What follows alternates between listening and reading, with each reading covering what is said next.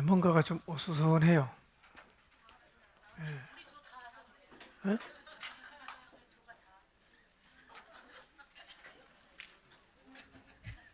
다 왔어? 그래서 어수선한 거야?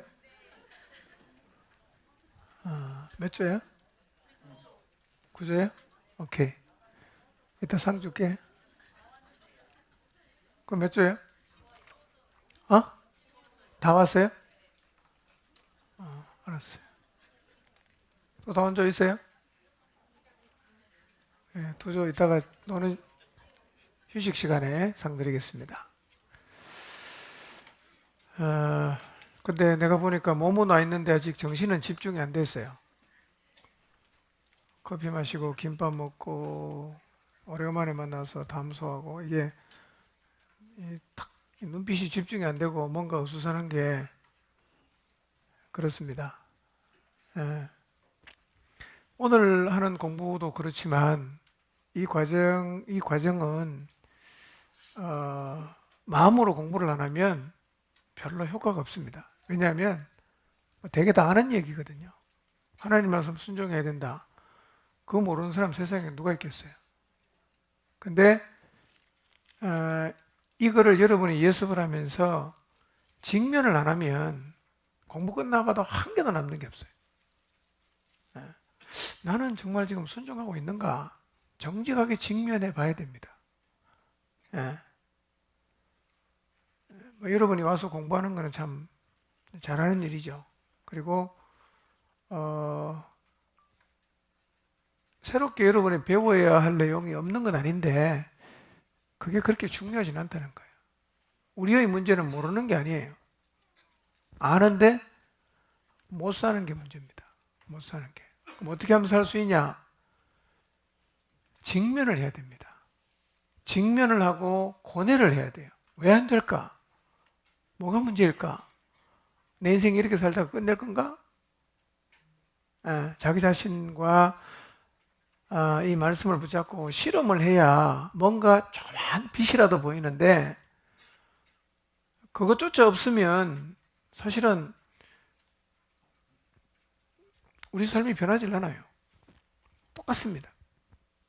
성경 공부해도 똑같고 예배를 드려도 똑같고 수련하고 나서 똑같고 그러니까 이것은 성경 공부나 예배를 드리는 게 의미가 없다는 얘기가 아니라 안타깝다는 얘기죠. 그러니까 변화될 수 있는 기회의 자리에 늘 섰는데도 변화되지 않는다는 얘기는 하나님이 내게 주신 기회를 내가 잡지 않는다는 말과 똑같거든요. 자, 259페이지 9단원에 있는 앞에 미래의 복을 가져다 주는 순종인데요. 첫 번째 문단만 읽어보겠습니다. 시작.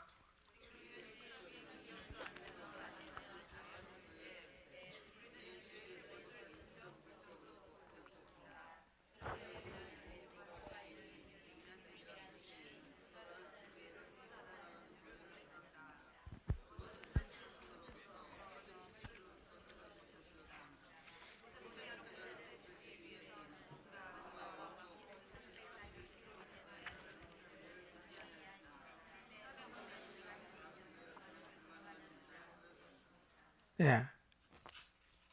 자, 100명도 안 되는 작은 교회에 치교회 세 곳을 이미 돕고 있는데 또 다른 지교회를 후원하라는 권유를 받았다. 근데 그 교회는 몇 킬로 떨어져 있어요? 820km. 우리나라는 부산에서 끝까지 가도 820km 안 나옵니다. 500km도 안 나오거든요. 자, 그러면 솔직하게 여러분 자신에게 자문해 보시기 바랍니다. 나 같으면 이런 요구를 받으면 고민이라도 해 볼 건가? 아니면 이런 지하에 거절할 건가? 한번 여러분 자신에게 질문해 보십시오.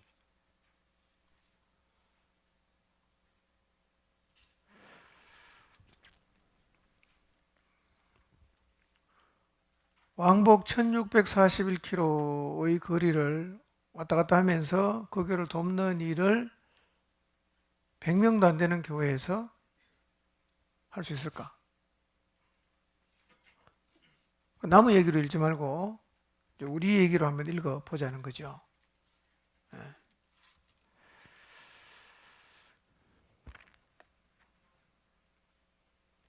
어쩌면 우리는 생각해 볼 여지도 없이 no라고 말했을 수 있어요. 못합니다. 우린 그거 도저히 할 수가 없습니다. 이런 자의 거절하고 두 번 다시 말도 못 붙이게 했을 수가 있습니다. 네 교회는 어떻게 했죠? 기도를 하잖아. 하나님 과연 이걸 우리에게 하라고 하시는 건가? 순종했잖아요. 이 블랙가비 목사님도 1641km를 다니면서 여러 번 설교도 하고 가서 교인도 돌보고 했다는 겁니다. 그러니까 우리가 생각하고 있는 순종의 수준이요, 한번 오늘 공부하면서도 생각을 해봐야 되지만 이 교회를 보면서도 한번 생각해 볼 필요가 있어요. 어쩌면 우리는 100km 하면 순종할 수 있을지 몰라요. 100km 그런 거 할 수 있겠다. 800km 쉽지 않습니다.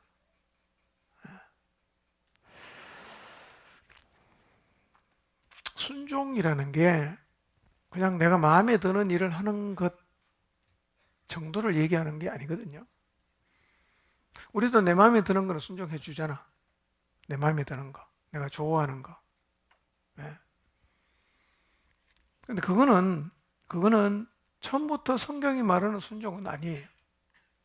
하나님은 하나님이 원하는 일에 우리 보고 순종하라고 하지 내가 원하는 일에 순종하라고 말하지 않는단 말이에요.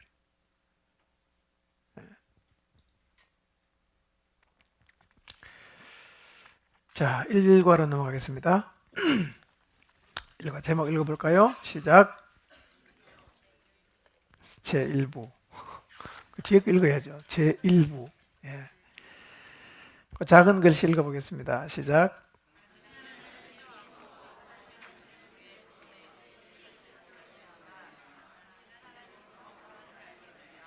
네, 이게 순종의 세 가지 단계인데요.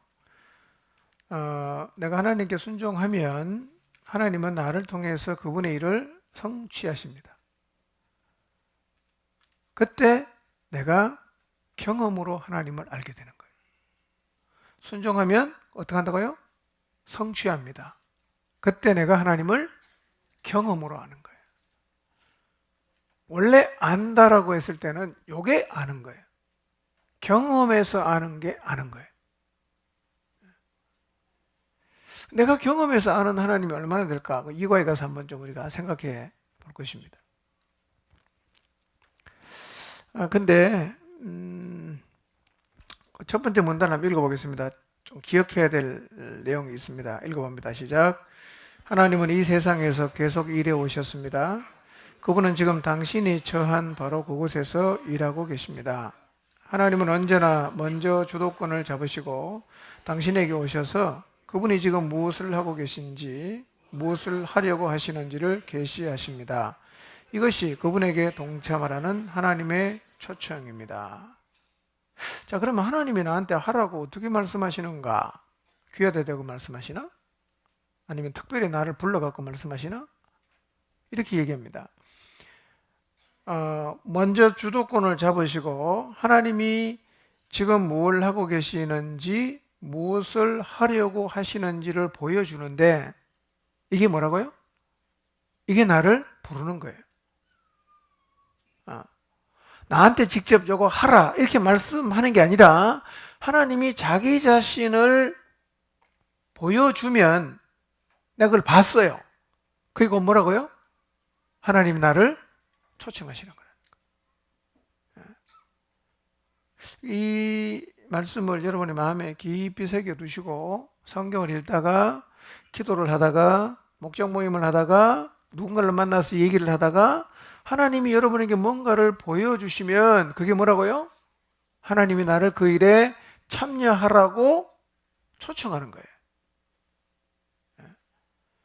그러니까 민감하게 깨어있지 않으면 주님이 계속 보여줘도 우리는 그게 무슨 뜻인지도 모르고 다 흘려보낼 수가 있다는 거예요. 보여주시는 게 뭐다? 초청하시는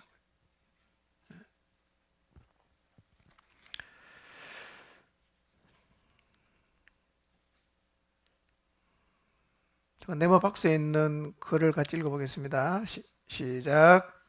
당신 안에서 당신을 통해서 일하시는 하나님을 경험하기 위해서 당신은 하나님께 순종해야 합니다.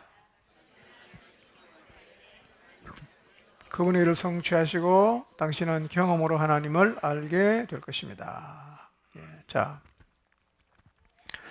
복습하는 뜻에서 아래 제시된 단어들을 사용해서 7가지 실체를 모두 당신 자신의 말로 써보시기를 바랍니다. 혹시 써보셨나요? 안 써오셨나요? 다 외워서 안 써오셨죠? 다 외웠기 때문에.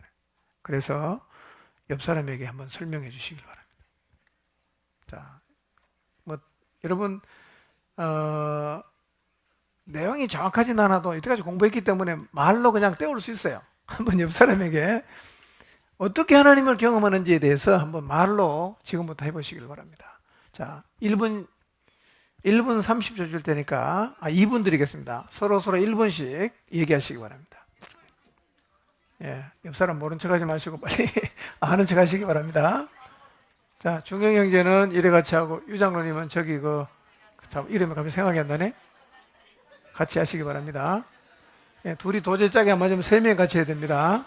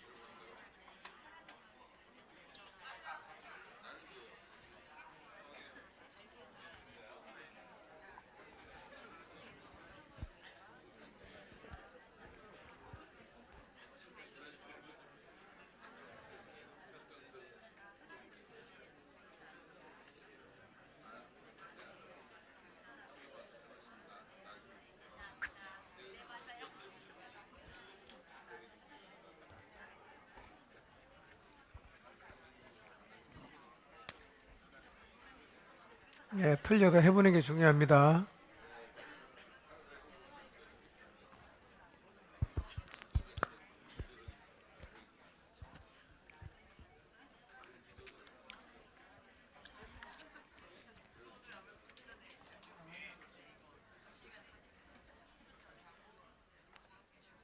다 하셨나요?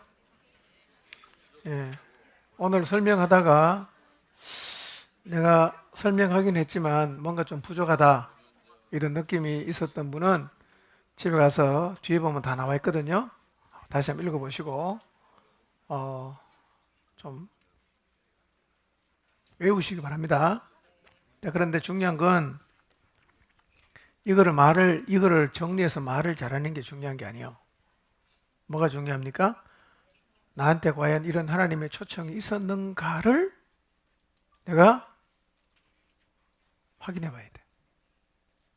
자, 공부를 시작한 이후 지금까지 하나님께서 늘 우리 주위에서 일하고 계신다는데 여러분에게 뭔가를 계시하신 게 있었는가 생각해 보세요. 초청하신 게 있었는가? 말씀하신 게 있었는가? 나는 그 말씀을 듣고 믿음으로 갈등하고 고뇌하고 조정한 게 한 개라도 있었는가? 를 한번 생각해 보시기 바랍니다. 그러니까 이 얘기를 나무 얘기처럼 하면 안 된다는 거지. 내 얘기가 돼야 되니까.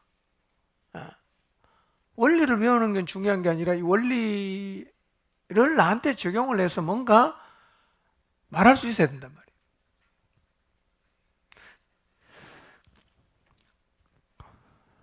있었는지 한번 생각해 보시고 그 옆에다 한번 적어 보시길 바랍니다. 오늘이 한 5주, 6주째죠? 6주째 공부하고 있는데 6주를 지나는 동안 하나님이 나한테 내 주위에서 일하시는 하나님 나한테 말씀하시고 이 일에 나를 함께 하라고 초청하신 일이 구체적으로 뭐가 있었는가? 한번 적어보시기 바랍니다.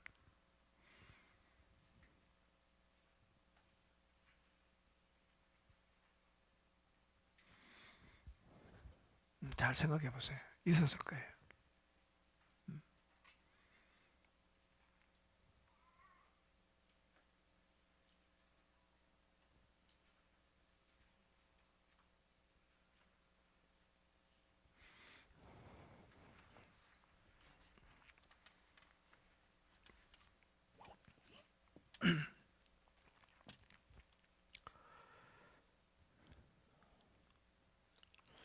혹시 지금 생각이 전혀 안 나시는 분은 기도실에 가서 기도하면서 계속 한번 생각해 보시길 바랍니다.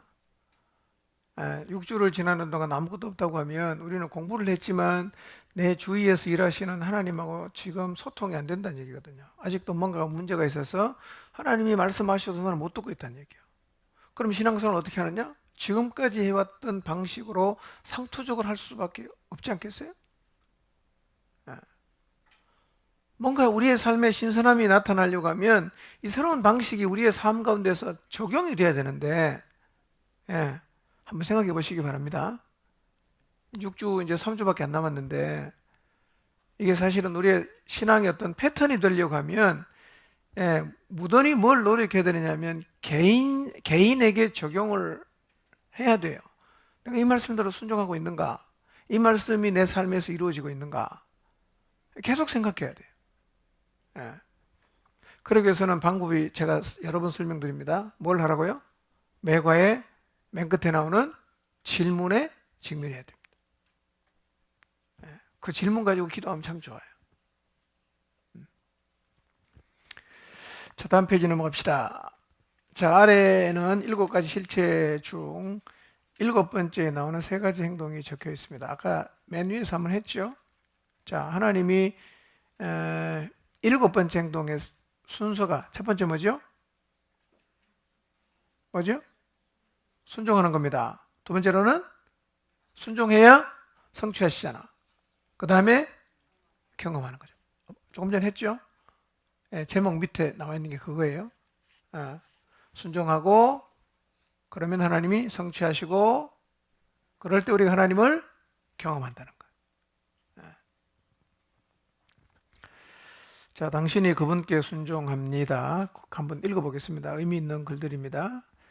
이거는 사단은 3과에서 공부했는데요. 순종의 의미가 이런 거예요. 그 작은 글씨 있죠? 마음에 좀 새기면서 조금 천천히 읽어보겠습니다. 시작. 순종과 사랑에 대한 보상은 하나님이 자신을 당신에게 나타내는 것이다. 순종하는데 문제가 있으면 당신의 사랑에 문제가 있는 것이다. 하나님은 사랑이시다. 그분의 뜻은 항상 최선이다. 하나님은 전지하시다. 그분의 지시는 항상 옳다. 하나님은 전능하시다. 그분은 당신이 그분의 뜻을 행하게 하실 수 있다. 당신이 하나님을 사랑하면 그분께 순종할 것이다. 다 의미가 있는 얘기입니다. 새겨봐야 되는 얘기예요. 자, 그러면 그 밑에 지난 몇 주 동안 위의 서술 중에서 어느 한 가지가 당신이 하나님을 사랑하고 순종하는 데 영향을 끼쳤다면 간단하게 하나님이 당신의 사랑과 순종에 대해서 어떤 일을 하고 계신지를 써보십시오. 질문이 좀 어려우면 위에 있는 글 가운데 지난 6주 동안 여러분의 삶에서 그래도 경험이 되었다고 생각될 수 있는 부분이 있으면 적어보라는 거예요. 가장 마음이 와닿는 말씀이 어떤 말씀입니까?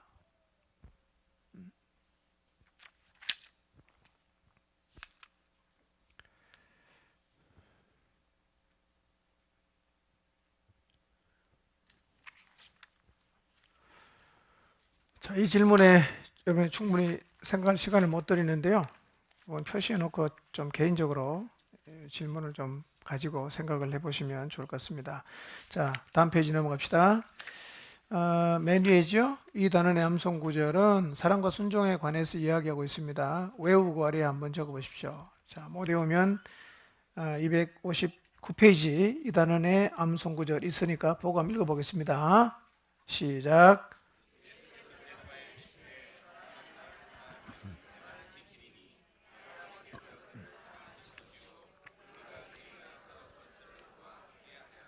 네. 사람이 나를 사랑하면 어떻게 한다고요? 그러니까 말씀을 순종하는 것하고 무엇이 연관이 있다고 말하고 있습니까? 사랑. 아주 명확하게 예수님께서 말씀하고 계시죠. 자, 그러면 거꾸로 말하면 내가 지금 순종이 안 된다. 무슨 얘기입니까? 사랑하지 않는다. 그 얘기겠죠? 예. 근데 이 말 뭐 꼭 사랑한다고 순종하게 되나?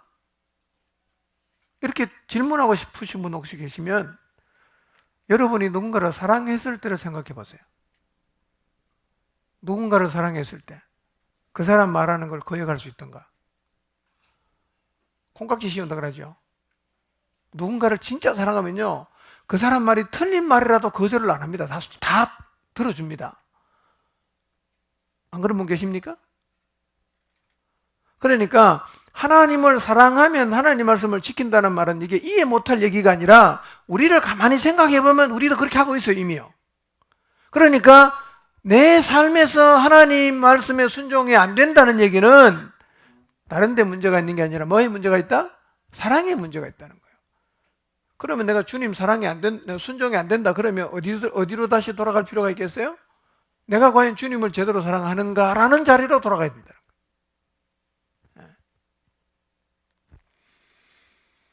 그래서 야고보서는 믿는 자들에게 보낸 서신에서 행함이 없는 믿음은 뭐가 다름없다? 죽은 것이나 다름없다. 제자들이 예수님에게 순종했을 때 하나님의 위대한 역사를 목격하고 경험했습니다. 반대로 믿음 없어서 사랑하지 않아서 순종하지 않았을 때는 아무 일도 일어나지 않았습니다. 자, 그 밑에 있는 얘기는 참 너무 전곡을 찌르는 얘기지만 한번 좀 정직하게 한번 읽어봅시다. 여러모로 시작.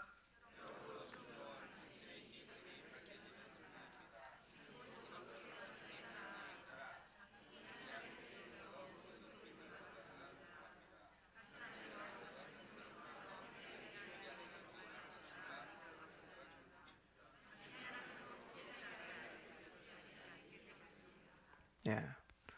순종의 여부를 보면 내가 무엇을 믿고 있는가가 드러나요.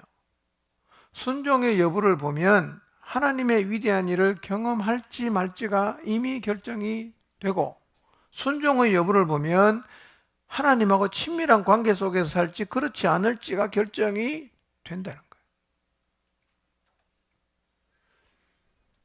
그러니까 하나님 말씀에 순종하느냐 하지 않느냐 하는 것은 나의 진짜 모습이 어떠한지를 밝혀줍니다. 무엇이요? 순종이.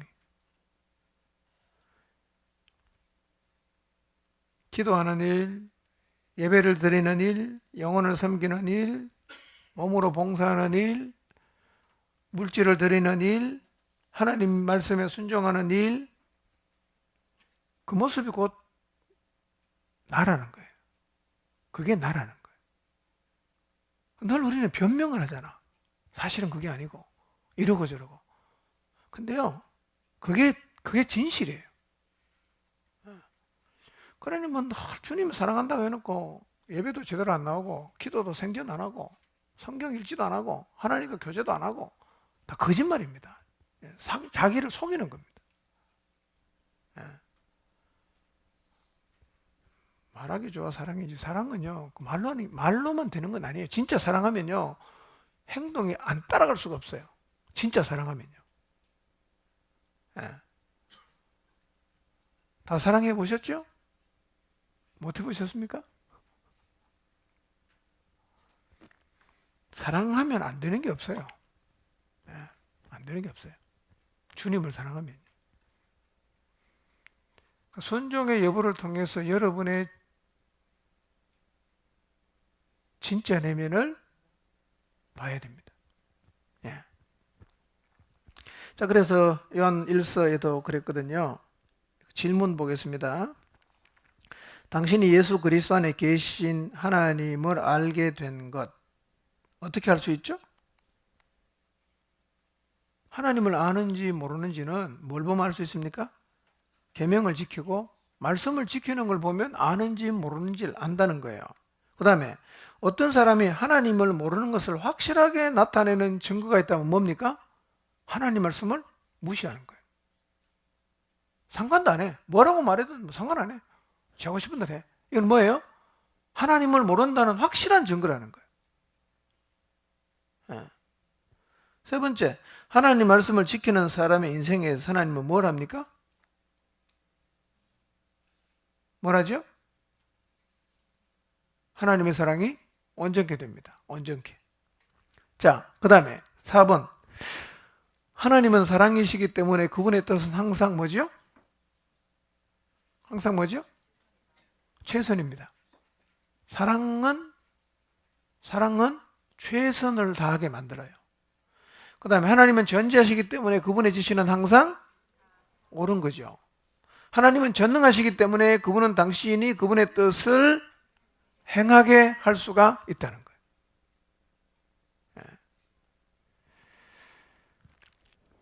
그러니까 하나님을 알지 못하면 사랑할 수 없고, 사랑이 안 되면 뭐가 안 돼요? 순종 안 됩니다. 순종이 안 되는 사람은 어디부터 다시 돌아가야 됩니까? 사랑의 자리. 더 근본적으로는 믿는 자리부터 돌아가야 됩니다. 믿냐 내가? 사랑하나? 두 개 정말 예스 할 수 있으면 뭐가 따라온다? 삶이 따라오죠. 순종하게 돼 있어요. 그러니까 순종이 자꾸 안 되면 다른 것보다도 여러분 안에 주님을 향한 사랑이 없음을 아파해야 됩니다. 그 부분에서 다시 직면해요.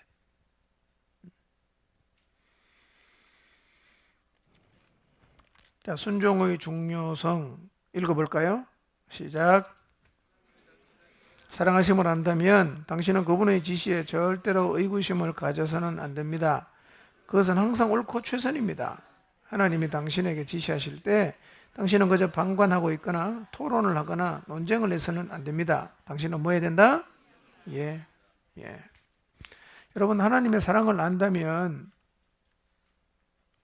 그분의 말씀에 그분이 늘 최선의 것을 주니까 의심할 필요가 없겠죠. 의심하면 안 되겠죠? 예. 항상 옳아요. 항상 최선이에요. 예. 그리고 그분은 하십니다. 네. 가나안 땅에 들어갔잖아. 못 들어간다 그랬는데. 예. 그 당시에는 못 들어간다는 말이 진실인 줄 알았어. 뒤에 보니까 들어갈 수 있어요. 예.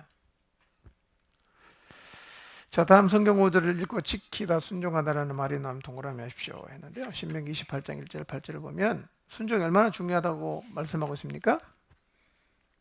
순종은 모든 민족이 뛰어나게 하시고 하는 일 위에 복을 주시고, 그 다음에 예레미야 7장 23절에는 순종하면 하나님이 나의 하나님이 되시고 우리는 하나님의 백성이 됩니다.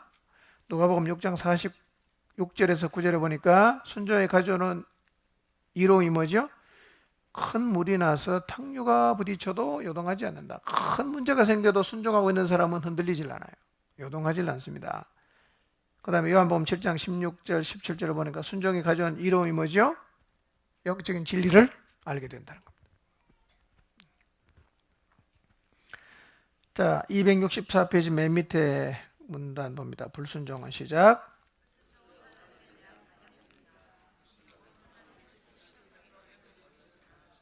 네. 불순종이 뭐라고요? 뒤에 가면 나오는데요. 자, 보세요. 내 주인이 종이 나한테 뭘 시켰어요. 내가 안 해! 이래 말했습니다. 그 뭐죠?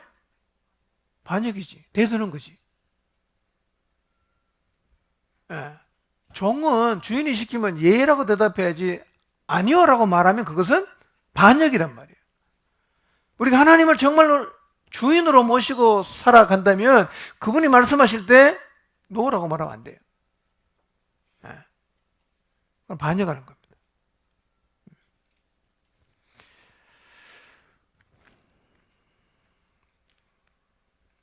자, 265페이지.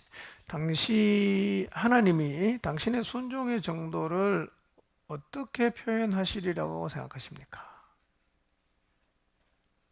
하나님이 여러분의 순종을 보실 때 어떻게 말씀하실 것 같아요? 잘한다고 말씀하실 것 같아요? 너 왜 그러니? 라고 말씀하실 것 같아요?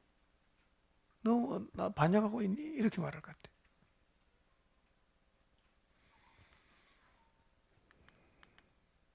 자, 다음 시편 기자의 기도를 당신의 인생을 향한 기도로 삼으십시오. 읽어볼까요? 진짜 우리의 기도가 되었으면 좋겠습니다. 시작.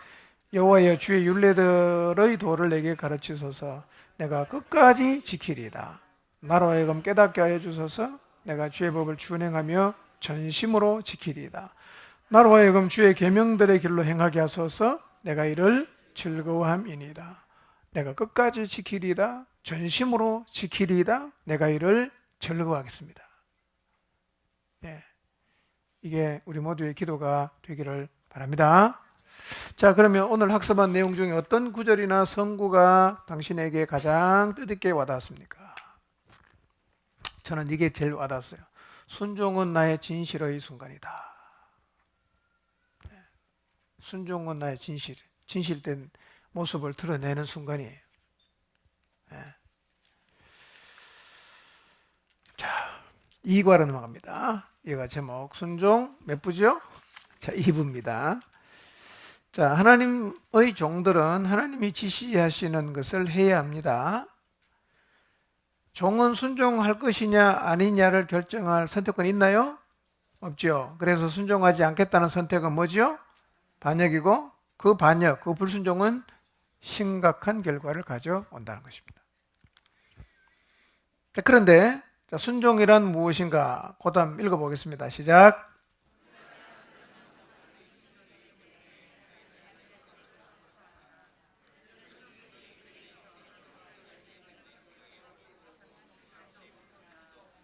네.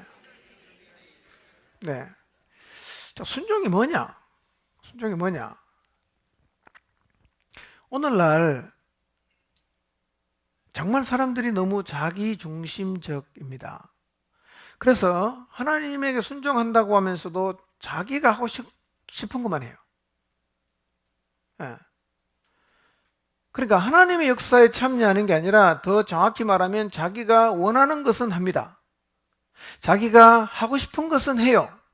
자기 취향에 맞는 것은 합니다. 근데 안 맞으면 누가 말해도 안 합니다. 이게 순종일까요? 그러니까 교회에서 하나님이 교회를 통해서 말씀하셔도 내 마음에 들면 나와서 순종하고 참여하고 내 마음에 안 들면 안 하는 거예요. 누구 중심입니까? 자기 중심이잖아. 오늘날 이런 사람이 제가 볼 땐 참 많아요. 내 스타일 아니야. 안 합니다. 네. 순종에 대한 가장 큰 오해는 뭐냐면 순종은요, 내가 하고 싶은 일을 하는 게 순종이 아닙니다. 하나님이 하라고 시키는 걸 하는 게 순종이에요. 내 취향과 상관이 없어요. 내가 원하는 것과도 상관이 없을 수 있어요. 근데 하나님은 나보고 하라 그래요. 어떻게 해야 됩니까? 거기서는 내가 원한다, 내 취향이다, 뭐 내가 하고 싶어 하던 일, 이런 건 나오면 안 돼요. 그거랑 아무 상관없이 하나님이 하라고 했기 때문에 그냥 하는 게 그게 순종이에요. 그러니 목장에서도 내 마음에 드는 거 하자고 하면 하고, 내가 별로 관심 없는 거 하자고 하면 자기는 뭐 상관 안 하겠다. 이거는 기본적으로 하나님 앞에 순종할 자세가 안 되어 있는 겁니다. 여러분, 그런 식으로 하면 교회가 어떻게 하나가 되겠어요? 교회가 모든 사람의 취향을 다 맞춰갈 수 있습니까? 맞추려는 시도도 할 필요가 없어요. 왜냐하면 교회는 하나님이 하라는 걸 하는 곳이지 어떤 사람이 하는 거를 비유 맞춰서 가는 데가 원래 교회가 아니에요.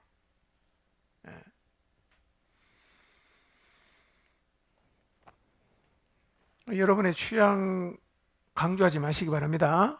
내가 원하는 게 뭐다? 이거 중요하지 않습니다. 뭐가 중요합니까? 하나님이 하라고 하는 게 중요한 거지. 그걸 우리가 찾는 거예요. 뭐를 하라고 하시는가? 예. 자, 어느 아들이 아버지의 뜻을 행했습니까? 그 위에 두 아들이 있는데 맏아들은 둘째 아들 그랬죠? 자, 누가 하나님의 아버지의 뜻을 행했습니까? 둘째 아들이죠. 자, 그러면 다시 봅시다. 순종의 의미가 무엇입니까? 예? 예, 이게 참 너무 빤한 얘기처럼 들리지만 우리는 사실은요, 맏아들처럼 하고도 순종했다고 생각을 하고 있어요. 명령대로 행하겠다고 말하는 게 순종이 아닌데도 우리는 명령대로 행하겠다고 말했기 때문에 내가 순종하고 있다고 생각합니다. 말하는 게 순종입니까? 뭐가 순종이에요? 행해야 순종이지. 이 너무 당연한 얘기인데도요, 오늘날도 자기가 하나님의 명령대로 하겠다고 말을 했기 때문에 자기는 순종했다고 생각을 하는 사람들이 많이 있습니다. 여러분, 이런 착각을 하지 마시기 바랍니다. 뭐가 순종이라고요? 명령대로 행하는 거예요. 행하겠다고 말하는 거는 순종이 아니에요, 여러분. 자, 그런데 이제 사실은 이 다음에 나오는 질문은요, 사실은 여러분이 안에 답하기 어려워요. 왜냐하면 이 질문이 뭐냐면 1과부터 시작해서 지금까지 매과 마지막에 나오는 질문이 있잖아요. 그거를 다 돌아가서 쭉 살피면서 내가 하나님 앞에 하겠습니다 라고 적어놓았던 글들을 과연 얼마만큼 순종해 왔는지를 확인하라는 거예요. 우리의 문제는 뭐냐? 적지도 않았어. 적지도 않았는데 순종인지 어떻게 확인해? 그래서 다음에는 다시 한번 제대로 공부를 해야 됩니다. 그때는 반드시 질문에 답을 해야 돼.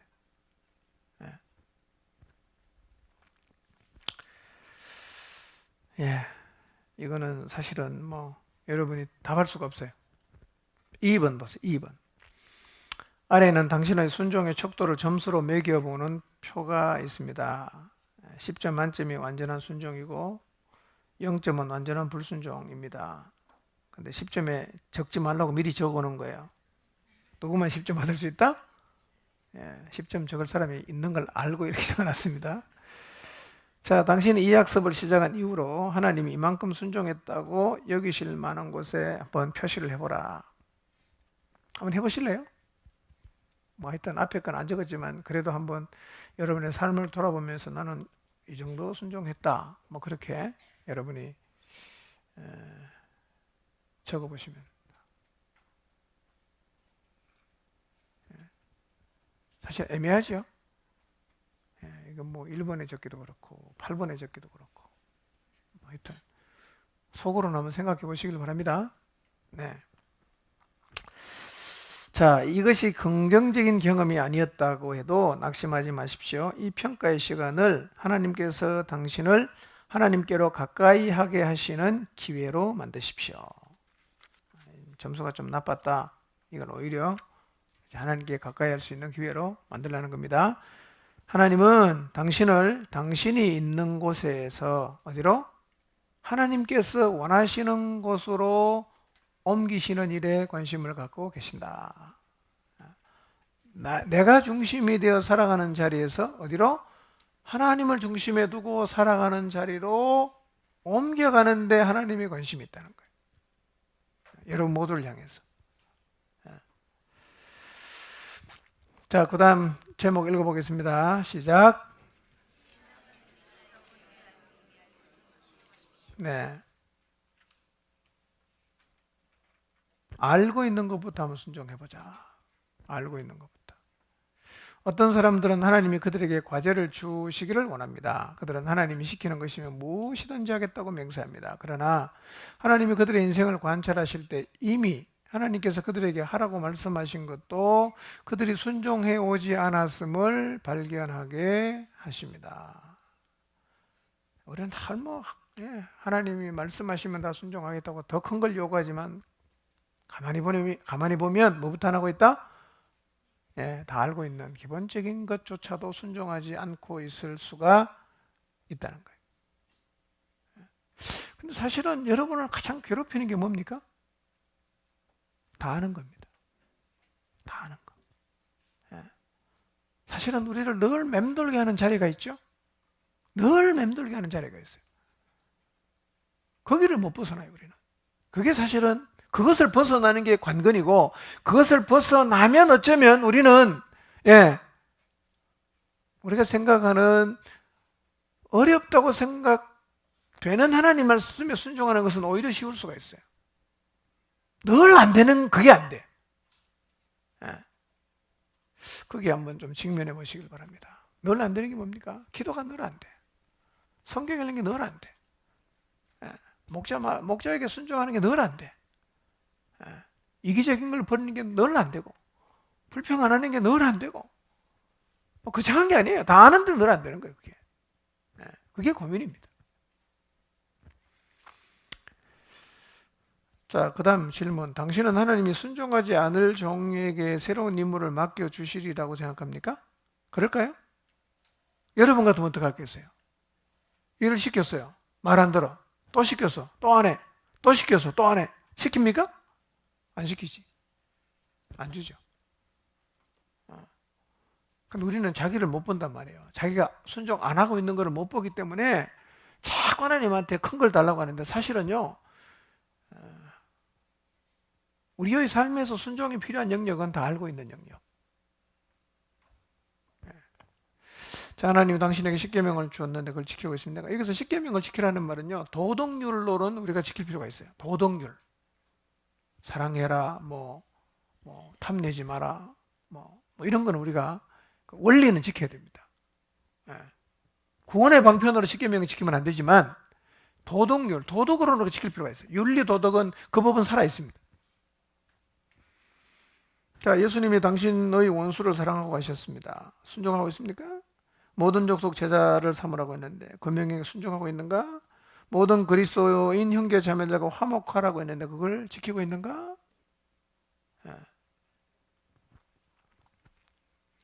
하나님의 계명은 당신이 선택해서 지키고 싶은 것은 지키고 그렇지 않은 것은 잊어버려도 되는 것이 아니라는 겁니다. 그래서 중요한 건 이거예요. 작은 일에 충성하는 것입니다. 작은 일. 작은 일에 충성하십시오. 큰 일을 맡깁니다. 여러분, 사람도 그렇거든요. 어느 회사인지는 기억이 가물가물한데요. 청소부로 들어갔는데 나중에 사장이 됐어요. 어떻게 그렇게 됐는가?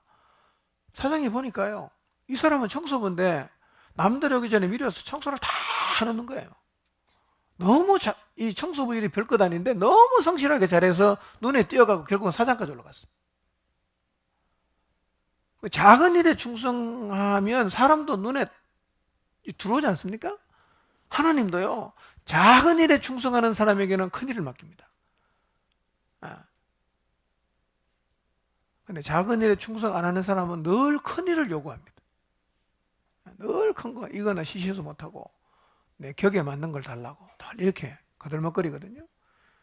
근데 하나님 그런 사람에게 일을 주지 않습니다. 사명을 주질 않아요. 자, 그러면 이런 질문 268페이지 중간에 제목 읽어보겠습니다. 시작. 268페이지 시작. 지금 어디 하는지 잘 모르십니까? 피곤하시죠? 안 피곤하십니까? 감사합니다. 에어컨 좀 틀어드릴까요? 자는데 지장이 있습니까? 자, 사람들은 자주 저에게 이런 질문을 합니다. 어떤 사람이 하나님께 불순종할 때 하나님은 그 사람에게 두 번째 기회를 주시지 않을까요? 자, 하나님이 두 번째 기회를 주실까요? 안 주실까요? 줄까요? 안 줄까요? 네. 정답은 주기도 하고 안 주기도 합니다. 성경에 준 사람도 있고 안 준 사람도 있어요. 대개는 주시지만 준 사람도 있고 안 준 사람도 있어요. 그럼 안심이 되죠. 일단 한번 불순종하자. 다음 기회가 있단다. 그런 선택은 되게 위험합니다.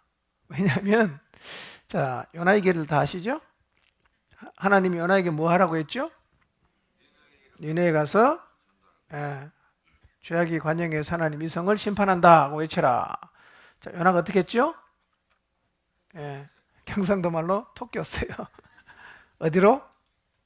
완전 반대 다시스로 도망갔습니다. 자, 하나님은 요나에게 어떤 반응 보이셨죠? 요나에게 결국은 타고 가던 배가 풍랑이 일어나서 바다에 집어던지고 물고기 배 속에 갇히게 됐다.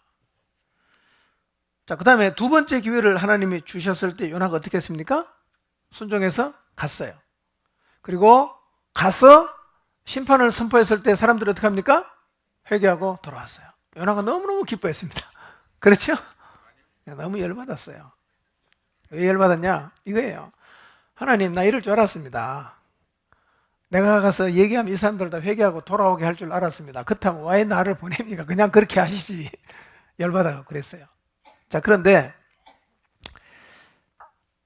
요나가 첫 번째 불순종하고 두 번째 순종을 하긴 했는데 첫 번째 불순종하고 무슨 경험했죠? 물고기 배 속에서 살아야 하는, 이건 사실 무슨 동화 얘기 같죠? 만화책에 보면 뭐 그냥 이런 얘기 나오는데 이게 사실일까요? 사실입니다. 사실이에요.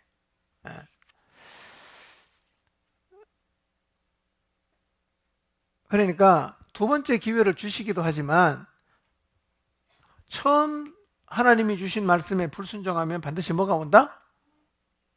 대가가 옵니다. 대가가 와요. 대가가 죽을 수도 있어요. 뒤에 가면 다시 한번 보겠습니다. 위대한 하나님의 사람들 중에도 불순종의 죄로 하나님 마음을 아프게 한 사람들이 있었어요. 근데 하나님은 포기하지 않았습니다. 만약에 하나님이 단 한 번의 실수만을 사람들에게 허락했더라면 모세도 그 자리에 서지 못했을 것이고 아브라함도 믿음의 조상의 자리에 설 수가 없었을 것이고 다윗도 바세바 때문에 그럴 것이고 베드로도 부인했잖아. 그랬고 그 다음에 사도 바울도 출발이 뭡니까? 그리스도인 핍박하는 걸로부터 시작했으니까 핍박은 벌써 땡이잖아. 자, 이렇게 하나님은 한 번 실수해도 기회를 주시기는 하시지만 그 다음 제목 269페이지 읽습니다. 시작. 값비싼 대가를 치르게 한다. 불순종. 가볍게 취급되지 않는다는 겁니다. 요나는 불순종하다가 물고기 배 속 갔습니다. 모세는 애굽인을 살해한 죄 때문에 뭐 했죠? 40년 광야에서 목동으로 살았습니다. 바세바에 대한 다윗의 죄는 결국은 아들이 죽었죠. 또 바울은 그 초기 사역을 할 때 불순종 때문에 지장을 많이 받았습니다. 왜냐하면 사람들이 다 바울의 회심을 반신반의했어요. 정말일까? 들어가고 믿는 사람 다 알아내서 잡아가려는 게 아닌가? 이런 의심의 눈초리로 봤기 때문에 처음에는 사실은 바울이 회심하고 나서 예루살렘에 가니까 사람들이 자기를 다 거부했어요. 다 거부했습니다. 불순종은 뭐가 있다? 값비싼 대가가 있다. 좋게 말할 때 말 잘 듣는 게 최고 복이다.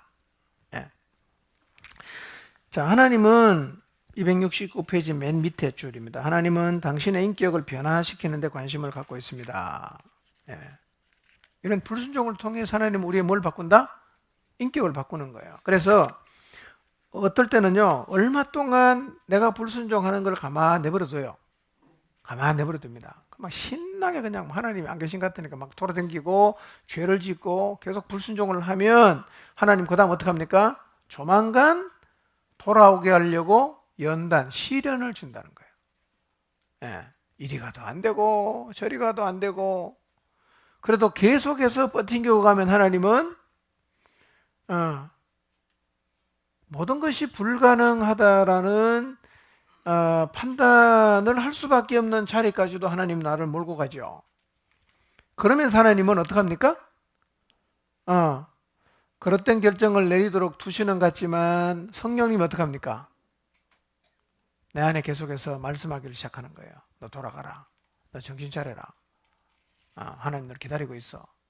자, 그렇게 해서 다시 어떻게 합니까? 빙 둘러서 돌아오게 되는데, 이렇게 돌아오는 과정을 통해서 내 무엇이 다듬어집니까? 인격이 다듬어진다는 겁니다. 그래서 하나님은 당신의 불순종이란 환경을 가지고도 모든 것이 합력해서 뭐가 되게 하신다? 선이 되게 하신다. 우리 중에도 지금 이렇게 빙 둘러오는 사람 몇 사람이 보입니다. 빙 둘러가. 그래 가면 고생하는데, 근데 아무리 말을 해도 안 돼요. 한번 둘러와야 돼. 자, 그러니까 좀 안심이 되죠. 불순종해도 뭐 고생 조금만 하면 별 문제 없구나.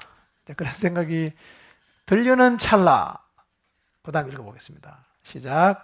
하나님이 용서해 주시고 많은 경우 두 번째 기회를 주시지만 그렇다고 해서 불순종을 가볍게 여겨서는 안 됩니다. 어떤 때는 두 번째 기회를 주시지 않습니다. 아론의 두 아들 나답과 아비후는 하나님이 명하시지 않은 다른 불을 가져다가 하나님께서 그들을 치셔서 죽었습니다. 모세도 반석에서 물을 내는 일을 할 때 불순종함으로 어디 못 들어갔어요? 약속의 땅에 못 들어갔다. 자, 다음 문장이 맞으면 공표, 틀리면 X표 하세요. 1번, 하나님은 절대로 두 번째 기회를 주지 않는다. X? X. 2번, 하나님이 불순종의 죄를 용서하시면 모든 죄의 결과 역시 없애주신다. 그렇습니다. 뭐가 남아요? 흔적이 남습니다. 자, 예를 들면 내가 죄를 지었는데 팔이 부러졌어. 죄송합니다. 불순종하고 가다가 팔이 탁 부러졌어. 심하게 부러졌어. 그리고 팔이 많이 이렇게 다쳤어요. 회개했습니다. 팔이 저절로 붙습니까? 상처가 다 없어집니까? 안 없어집니다. 흔적은 남아 있습니다. 자, 3번, 하나님은 그분을 사랑하는 사람들의 불순종의 환경을 가지고도 선한 일을 이루실 수 있다. 있어요, 없어요?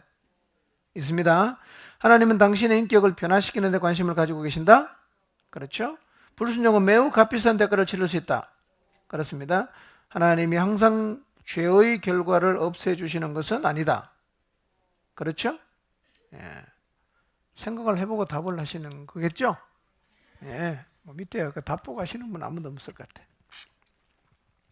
자, 하나님은 당신을 사랑하십니다. 하나님은 당신에게 최선의 것을 바라십니다. 그것이 바로 당신에게 모든 계명과 가르침을 주시는 이유입니다. 자, 하나님 우리에게 뭔가를 하라고 하는 것은 잘 기억해야 됩니다. 구속하기 위한 게 목적입니까? 아니면 자유를 주는 게 목적입니까? 우리의 삶을 막 그냥 옥죄어 갖고 고달프게 만들고 힘겹게 만들고 재미없게 만들려는 게 절대로 목적이 아니라는 사실을 기억하시기 바랍니다. 그래서 순종은 뭐라고요? 기쁨과 방해받지 않는 하나님과의 교제를 의미한다. 순종하면 기쁨이 있어요. 그 다음 순종하면 방해받지 않는 하나님과의 교제를 누릴 수가 있다는 겁니다. 자, 271페이지 확인. 자, 우리는 하나님이 그분의 일에 동참하라고 초청하실 때 뭐를 보길 원합니까? 이거 진짜 하나님 나한테 준 게 맞나? 확인하고 싶다는 거예요. 자, 그러면 하나님은 우리가 확인시켜 달라고 하면 확인을 시켜줍니까? 안 시켜줍니까? 시켜줍니까? 안 시켜줍니까? 근데 여러분도 확인 받고 싶을 때 있잖아, 그죠? 어떨 때? 야, 이거 진짜 하나님이, 왜냐하면 너무 하나님 말씀에 순종하기가 이게 만만치 않는 말씀을 주시면, 야, 이거 진짜 하나님 주신 게 맞나, 이거? 내가 잘못 생각했나? 뭐 이렇게 헷갈릴 수 있단 말이에요. 그럼 우리가 뭘 자꾸 요구할 수 있어요? 확인을 요청할 수가 있다는 겁니다. 근데 하나님 확인을 주십니까? 안 주십니까? 안 줍니다. 언제 주느냐? 순종하고 나면 확인할 수 있어요. 자, 떨기나무 아래에서 모세가 하나님의 초청을 받았잖아요. 그죠? 그러면 하나님이 그가 하나님으로부터 보냄을 받았다는 표적을 받을 것이라고 말씀하셨는데, 하나님 이렇게 말씀하시거든요. 내가 반드시 너와 함께 있으리라. 내가 그 백성을 애굽에서 인도하여 낸 후에 이 산에서 하나님을 섬기리니 이것이 내가 너를 보낸 증거다 그랬거든요. 이 산이 어디입니까? 시내산이란 말이에요. 호렙산. 그러면 이 시내산에 모세가 언제 와서 하나님을 섬겼습니까? 출애굽하고 1년 뒤에. 출애굽하고 1년 뒤에 이 산에 다시 왔단 말이에요. 그러면 하나님이 모세를 보낸 것은 순종하기 전에 확인되는 겁니까? 후에 확인되는 겁니까? 후에 확인되는 거예요. 후에. 예. 그래서 하나님이 내게 말씀하셨는가 말씀하지 않았는가는 표적을 통해서 확인하는 것이 아니라 뭘 통해서 확인합니까? 성령께서 뭘로? 기도, 말씀, 환경, 교회를 통해서 확인시켜 줍니다. 그래서 내가 이 네 가지 과정을 통해서 확인한 다음에 순종을 하면 언제 확인시켜 준다? 표적은 순종한 다음에 확인시켜 준다는 것입니다. 그래서 하나님께 순종할 때 뭐가 필요합니까? 믿음이 필요한 겁니다. 믿음. 그분을 향한 믿음이 필요한 것입니다. 예.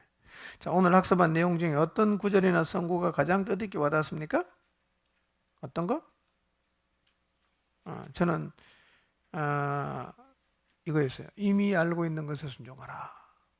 이미 알고 있는 것에 순종하라. 또 하나 더 있다면 처음에 순종하라. 예. 자, 3과를 하고, 예, 3과를 하고 쉬겠습니다. 자, 제목 읽겠습니다. 시작. 네. 하나님은 누굴 통해 일합니까?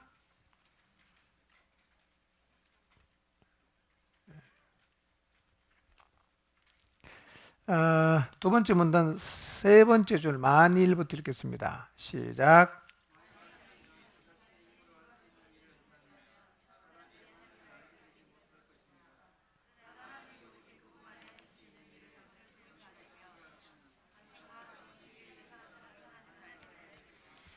자, 내가 할 수 있는 힘으로 할 수 있는 일을 하면 그걸로 사람들에게 하나님을 보여줄 수 있나요?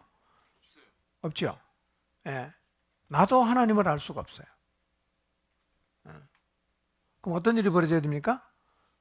그분만이 하실 수 있는 일이 나타나야 돼요. 그분만이 하실 수 있는 일. 예.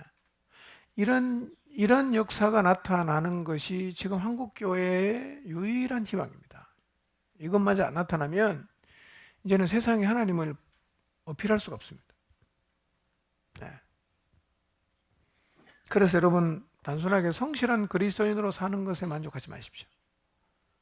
예. 열심을 낸 그리스도인으로 사는 것으로 만족하지 마시고 하나님을 보여주는 그리스도인으로 살아갈 수 있기를 기도하셔야 됩니다. 예. 자, 그런데 하나님은 하나님 크기의 역사를 우리를 통해서 이루어 가시는데 그렇기 때문에 하나님의 부르심 앞에 서면 우리가 뭘 하게 됩니까? 갈등하게 된다. 갈등. 예. 갈등하게 될 때 하나님을 믿어야 됩니다. 그렇죠? 예, 그분은 자신이 하겠다고 말씀하신 것을 하실 수 있는 분이시고 또 하실 분입니다. 그러므로 그분을 믿어야 합니다. 믿어야 합니다. 예. 제7단원에 나오는 다음의 서술들을 읽고 특별히 당신에게 의미 있는 문장에 표를 해라. 자, 한 1분 드릴 테니까 눈으로 읽어보시고 특별히 여러분에게 의미 있다고 생각되는 부분에 표시를 한번 해보시길 바랍니다.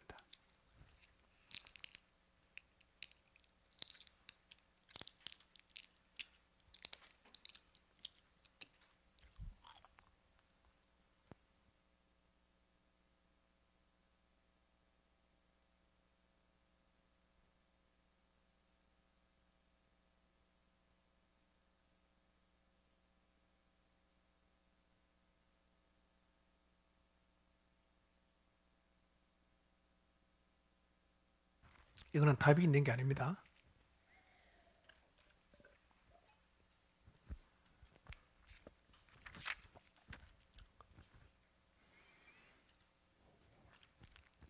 다 하셨나요?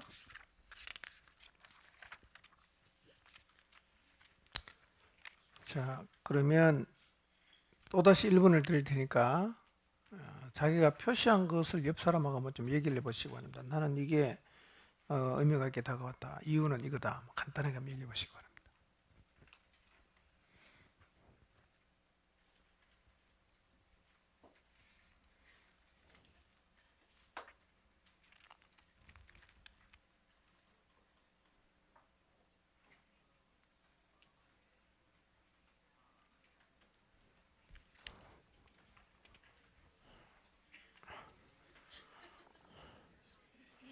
옆에 있는 분하고 좀 친하게 지내세요.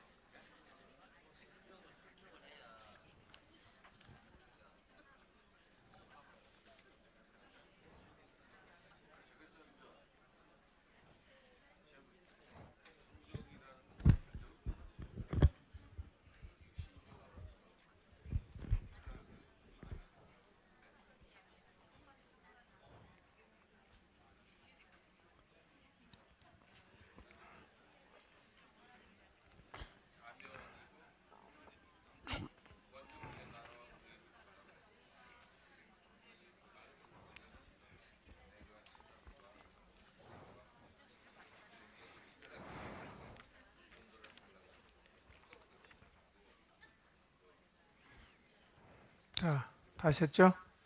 예. 274페이지 가시면요. 하나님이 당신의 인생에 하나님 크기의 임무, 믿음, 순종 등을 통해 의미를 주셨다면 그 중에서 한 가지만 간단히 설명해 보십시오. 예. 그거는 뭐 설명할 시간은 없고 한번 여러분의 인생을 돌아보면서 하나님 크기의 임무나 믿음이나 순종 등을 통해서 의미를 주신 게 있다면 한번 좀 적어 보시길 바랍니다. 자, 모세는 하나님 말씀에 순종했습니다. 그리고 하나님은 뭘 하셨죠?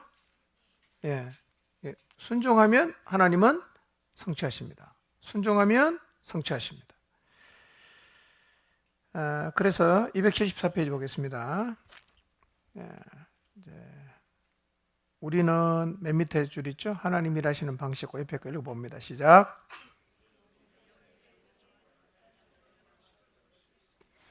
자꾸 작은 글씨 있잖아요. 하나님이 이스라엘을 구원하시려는 역사에 모세가 동참하도록 초청하셨다. 꼭 기억해야 될 거는요, 이 일은 모세가 주도한 일이 아니었다는 거예요. 모세가 계획한 일은 더더욱 아니었습니다. 다만 하나님이 계획하신 일에 하나님은 모세를 불러서 참여를 시켰다는 겁니다. 그렇기 때문에 자기 중심이 되어서 자기가 원하는 것, 자기가 하고 싶은 것을 하겠다는 자세를 가지는 사람은 하나님의 역사에 참여할 수 있겠어요, 없겠어요? 없어요. 성경에서 나오는 하나님의 사람들의 역사는 전부 누가 주도했느냐면 다 하나님이 주도하시는데 그 일에 참여할 사람은 하나님이 불렀다는 겁니다. 자기 취향에 맞게 자기 능력 정도로 헌신해서 이루어진 일이 아니라는 거예요. 이스라엘을 구원하시려는 역사에 하나님은 모세를 초청했어요. 그 다음에 어떻게 합니까? 모세가 뭐를 해야 되는지를 말씀해 주셨어요. 그래서 모세는 어떻게 합니까? 순종했어. 그러니까 하나님이 그 일을 성취하셨어요. 그리고 모세와 주위에 있던 사람들은 하나님을 명확하게 친밀하게 알게 되었다는 거예요. 이런 패턴이 계속해서 반복되는 겁니다. 우리의 삶에도 이런 패턴이에요. 하나님은 이 시대에 하나님이 원하시는 어떤 일에 우리를 혹은 여러분의 목장을 동참하도록 초청하실 수가 있고, 그리고 하나님이 뭘 해야 될지를 말씀해 주십니다. 우리는 혹은 여러분은 어떻게 해야 됩니까? 순종해야 돼. 그러면 하나님이 어떻게 합니까? 우리에게 하라고 하신 그 일을 성취하신단 말이에요. 그때 우리는 하나님께서 이런 놀라운 일을 행하시는 분이심을 더 명확하게 알 수가 있다는 거예요. 지팡이 들고 손을 바다 위로 내밀라고 했을 때 모세는 순종했습니다. 바다를 누가 갈랐죠? 하나님이 갈랐습니다. 모세에게 지팡이를 가지고 반석을 치라고 했습니다. 모세는 순종했습니다. 물은 누가 나오겠습니까? 하나님이. 하나님은 이런 일을 거듭 반복해서 행하셨어요. 한 사람 인생에 딱 한 번만 하는 게 아니고 반복해서 하시는 거예요. 예. 자, 거기 나와 있는 5개 1, 2, 3, 4, 5번 번호 순서를 매길 수 있을까요? 답은 했죠? 1번이 뭡니까? 초청하는 거죠. 2번은 말씀해 주시죠. 3번은 순종하죠. 그러면 4번은 성취하시죠. 5번은 경험해서 알게 되는 거예요. 모세만 그런 게 아니라 노아도 그랬습니다. 아브라함도 그랬습니다. 다윗도 그랬습니다. 엘리야도 그랬습니다. 신약에서는 제자들도 그랬다. 예. 자, 276페이지 맨 밑에 하나님이 당신을 통해서 하나님 크기의 특별한 일을 하실 때 당신도 역시 복을 받을 것입니다. 자, 우리 인생을 통해서도 하나님 크기의 일을 하실까요? 안 하실까요? 하십니다. 예. 저는 최근에 이런 하나님의 일하심에 대한 우리를 통해서 하나님께서 우리를 초청하셔서 그분의 역사를 이 시대에 이루어 가실 것에 대한 기대가 있습니다. 그리고 저는 중보기도가 시작이 됐는데 이게 굉장히 우리 공동체 안에 영향을 줄 거예요. 굉장한 영향을 줄 거예요. 지난주 칼럼 제목이 뭐였죠? 기억나십니까? 그렇게 드릴게요. 교회가 영적으로 힘을 내고 있습니다. 안 읽어보셔서 읽어보세요. 힘을 내고 있어요.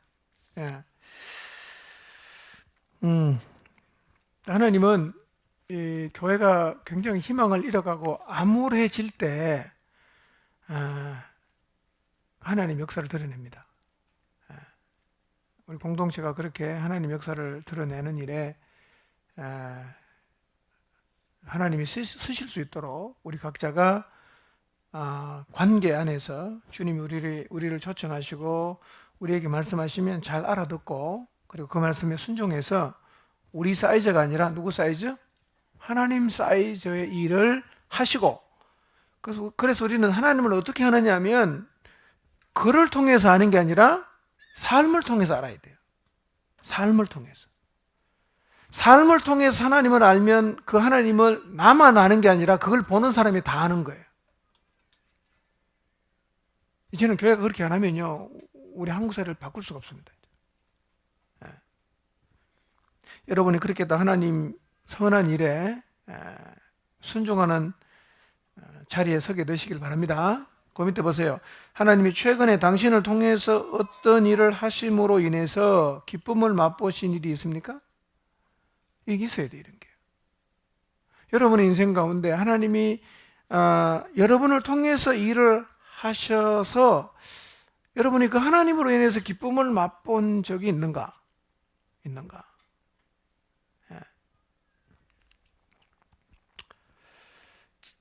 277페이지 당신이 순종하면 하나님은 당신을 통해서 놀라운 일을 이루실 것입니다.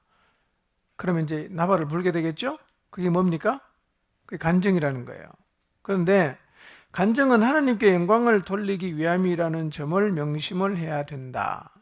간증을 잘못하면 자랑처럼 들리기도 하고 잘못하면 자기 자신이 특별한 존재라는 교만한 모습이 드러날 수도 있어요. 하나님 역사하실 때 이런 부분은 굉장히 조심해야 됩니다. 누가 하신 거죠? 하나님이 하신 거지. 우리가 한 게 아니에요. 하나님이 하신 거예요. 뭘 보면 합니까? 이 일이 벌어진 사이즈를 보면 우리가 한 건 아니야, 그건. 하나님이 하신 거예요. 쉬겠습니다. 자, 사과하겠습니다. 제목 읽어보겠습니다. 시작. 네. 하나님 어떻게 알게 되느냐면, 하나님은 하나님 자신이 하시는 일로서 사람들에게 자신을 계시하시고, 하나님이 당신을 통해서 자신의 목적을 성취하실 때 당신은 하나님을 경험으로 알게 됩니다. 뿐만 아니라 당신의 삶에서 어떤 필요를 채워주실 때 또한 하나님을 알게 된다. 그리고 사단원에서 성경에 나오는 하나님의 이름들이 하나님이 어떻게 인류에게 자신을 계시해 오셨는가를 나타낸다는 것을 배웠습니다. 기억나십니까? 예, 다는 안 나고 조금 나겠죠? 조금 나는데 사과로 돌아가면 다 기억납니다. 자, 그래서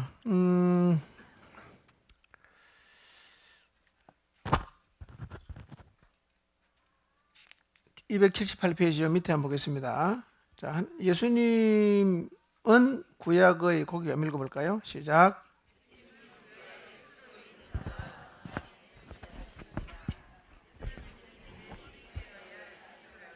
됐어요. 뭐가 선행되어야 된다고요? 그래서 하나님을 경험하는 것은 두 가지가 선행되어야 되는데, 하나는 뭐냐면 믿는 것이고 하나는 사랑하는 거예요. 믿는 것과 사랑하는 것. 그러니까 하나님에게 순종이 안 되고 하나님이 경험이 안 되면 이 두 개를 좀 돌아볼 필요가 있죠. 내가 하나님을 정말 믿고 있는가? 사랑하고 있는가? 이걸 우리가 좀 물어볼 필요가 있습니다. 자, 예를 들어서 예수님이 당신에게 내가 길이요라고 말씀하실 때 당신이 그분과의 관계에서 그 다음에 무엇을 하느냐가 예수님을 당신의 인생에서 길로 경험할 수 있느냐를 결정합니다. 당신이 예수님을 믿고 인생을 그분께로 조정하고 그분이 그 다음에 하시는 말에 순종하면 예수님을 어떻게 할 수 있다고요? 길로 갈 수 있다는 거예요. 우리 인생 길을 걸어가지 않습니까? 길. 우리 다 길을 걸어가고 있는데 때로는 어디로 가야 될지 확신을 가지지 못할 때가 있잖아요. 이리로 가는 게 맞는지 저리로 가는 게 맞는지, 뭐 결혼을 해야 되는지 안 해야 되는지, 직장에 들어가야 되는지 안 들어가야 되는지, 이 관계를 유지해야 되는지 끊어야 되는지, 사실은 굉장히 결정하기 어려운 기로에 설 때가 있단 말이에요. 그런데 그런 기로에 서 있었을 때 그분이 하시는 말에 순종하고 가면 정말 예수님이 내가 인생을 살면서 걸어가야 하는 길이구나라는 것을 경험을 통해서 확인할 수 있다는 거죠. 여러분, 예수님이 여러분의 인생의 길이라는 것을 순종을 통해서 경험을 해 보셨습니까? 예수님이 내 인생의 길이라는 것을 순종을 통해서 경험을 해보면 계속해서 그 길을 갈 수가 있어요. 근데 읽기는 읽고 요한복음 14장 6절을 외우기는 하지만 한 번도 예수님이 말씀하신 것에 내가 순종해서 나를 던져본 적이 없어요.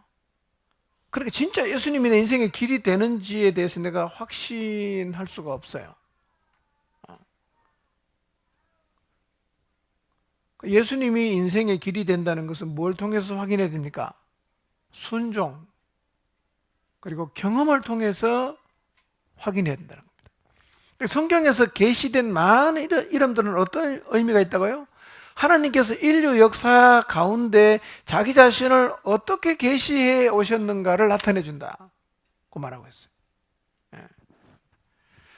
자, 103, 104 쪽에 보시면 하나님의 이름, 호칭, 표현들이 있는데요. 한번 했는데 103, 4쪽 한번 펴볼까요? 103, 4쪽. 아마 표시해 놓은 게 있을 거예요. 자, 다음에 이름, 칭호, 표현들을 읽어보십시오. 당신이 개인적으로 경험한 하나님을 표현한 것들의 동그라미를 하십시오. 나의 정인, 위로자, 기묘자, 모사 쭉 나와 있죠? 자, 그러면 이 중에 여러분이 경험으로 알게 된 하나님의 이름이 몇 개나 되는지 한번 적어보라는 거예요. 다는 아니겠죠? 다는 아니겠죠?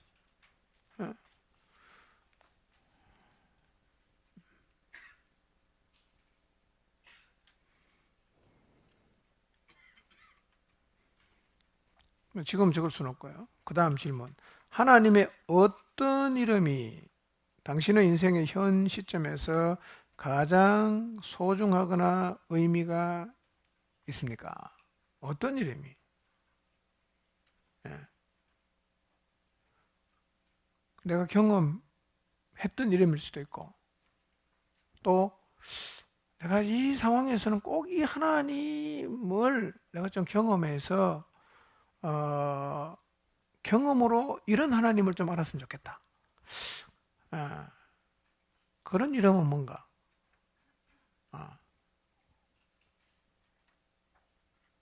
저는 이 시점에서 가장 소중하거나 의미 있는 것 중에 하나는 교회의 머리.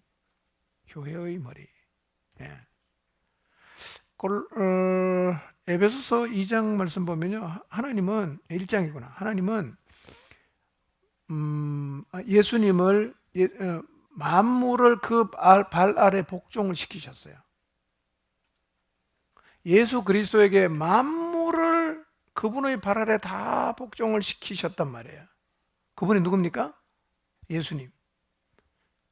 그 다음에 그 예수님을 교회의 머리로 삼았다, 이렇게 말하고 있어요.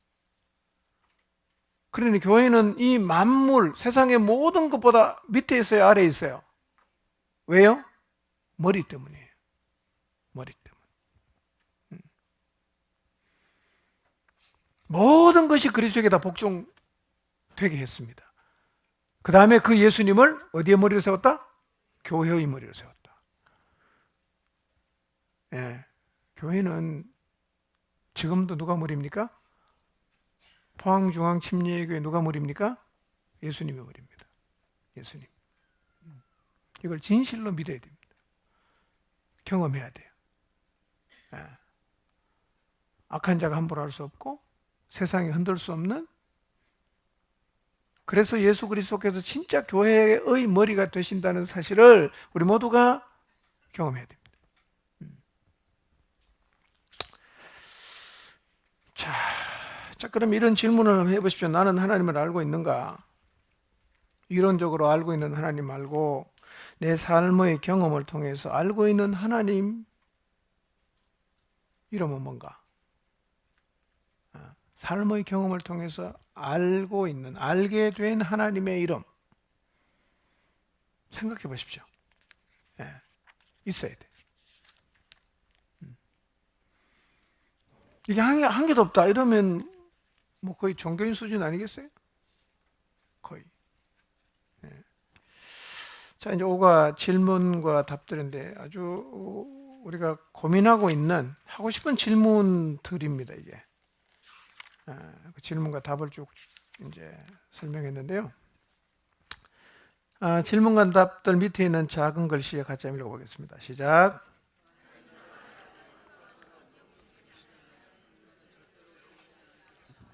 네, 나로 하여금 완수하도록 능력 주시지 않을 임무는 절대로 주시지 않는다. 나한테 그 임무를 줬으면 하나님은 그 임무는 반드시 이루어 가십니다. 이걸 믿고 하나님이 맡겨주면 내 능력이 100인데 10,000을 해라. 그래도 순종해야 돼. 왜? 그분은 줬으면 반드시 이루시니까. 예. 자, 질문 1번 첫 번째 질문 읽어보겠습니다. 시작.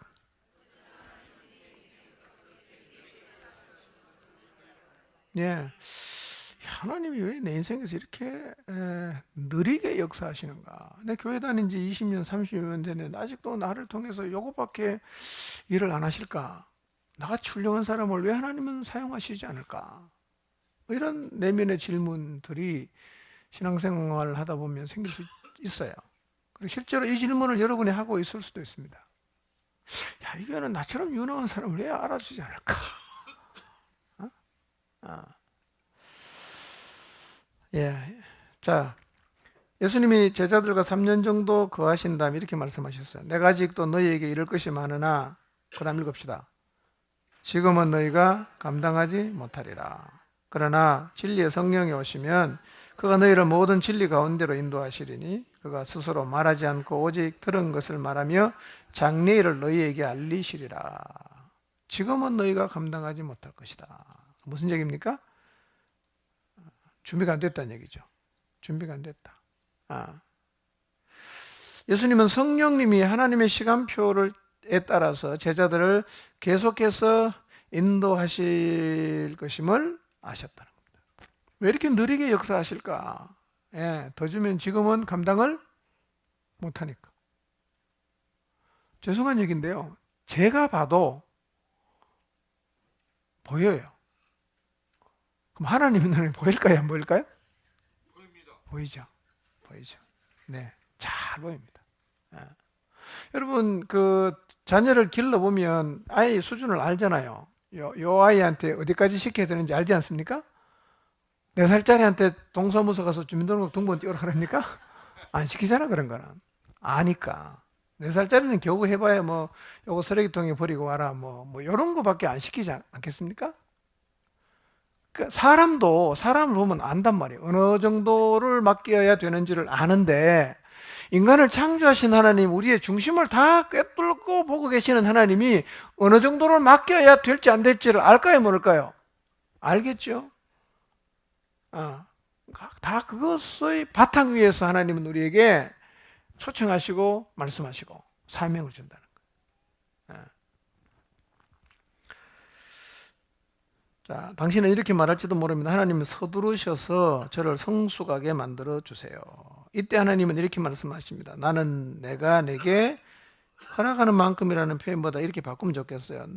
나는 내가 내게 순종하는 만큼, 또 감당하고 있는 만큼 빨리 움직이고 있다. 내가 다음 단계로 올라갈 준비가 될 때 내 인생에 새로운 진리를 가져다 줄 것이다. 감당할 정도만 주지, 감당 못할 거를 주지도 않겠지만, 주는 것은 실수예요. 주는 사람이 실수입니다. 능력이 안 되는데 많은 걸 줘갖고 주저앉게 만들면 주는 사람이 잘못 주는 거거든요. 근데 그분이 그런 실수를 안 하시죠. 자, 다음 질문 던져보십시오. 자, 왜 이렇게 하나님이 나같이 훌륭한 사람을 안 쓰시는가? 난 왜 이렇게 빨리 좀 잘하게 안 하시는가? 라는 생각이 들면 이 질문을 해보라는 거예요. 1번, 첫 번째 읽어봅시다. 시작. 그 다음.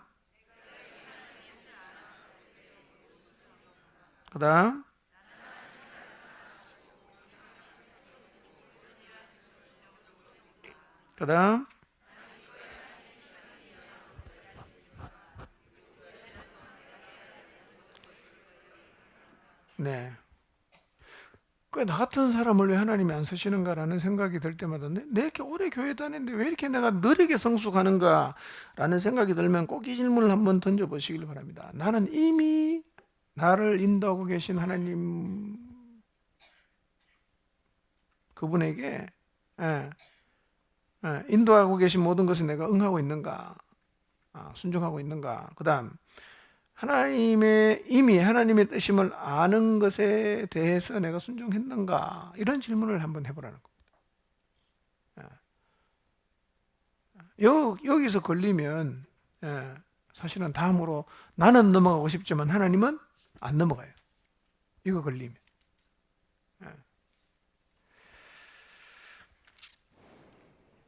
자, 당신은 왜 하나님이 어떤 사람의 인생에서 그를 성숙시키면서 천천히 역사한다고 생각합니까? 왜 그럴까요?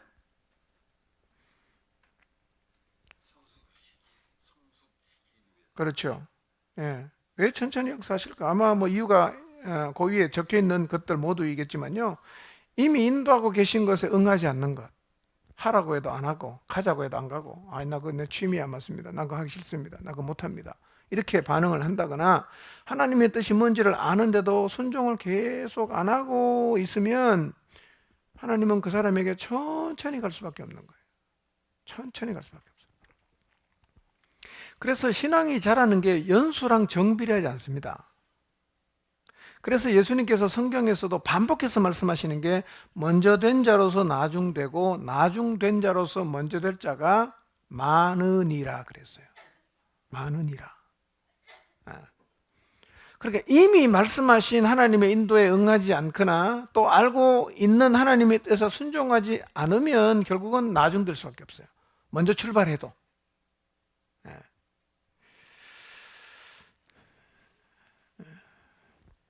281페이지. 오늘 있다 내일 없어질 풀은 성숙할 시간을 그리 필요로 하지 않습니다. 그러나 몇백 년씩 사는 참나무는 자라고 성숙하는데 많은 시간을 필요로 합니다. 하나님은 영원토록 살 당신의 생명에 관심을 갖고 계십니다. 하나님이 그분의 목적에 맞게 당신을 빚으시는데 필요한 만큼의 시간을 쓰도록 허락하십시오. 큰 임무일수록 준비하는 데 더 많은 시간이 걸립니다. 예. 자, 두 번째 질문 읽어보겠습니다. 시작. 네, 왜 큰 임무를 안 맡기는가? 늘 이렇게 시시한 것만 나한테 잡다한 것만 맡기시고 좀 이렇게 멋있고 그다음에 좀 누가 봐도 대단해 보이는 그런 임무는 왜 나한테 안 맡길까? 예. 이 질문하면 하나님은 당신에게 이렇게 말씀하실지도 모릅니다. 읽어볼까요? 시작. 너는 위대한 일들에 너를 참여시켜달라고 내게 부탁하고 있지만 나는 단순히 내가 나를 어떻게 믿어야 하는지를 이해시키려고 노력 중에 있다. 나는 아직 너에게 그 임무를 맡길 수 없다. 하나님이 더 큰 사명을 위해 당신을 준비시키기 전에 당신의 인생 가운데 아주 기초적인 토대를 세우셔야만 합니다. 예. 기초적인 토대가 뭘까요? 기초적인 토대? 뭐 이런 거겠죠. 관계. 예. 주님을 향한 신뢰. 뭐 이런 거 안 되는 사람에게 하나님이 사명을 줄 수도 없고 줘봐도 감당도 못하고.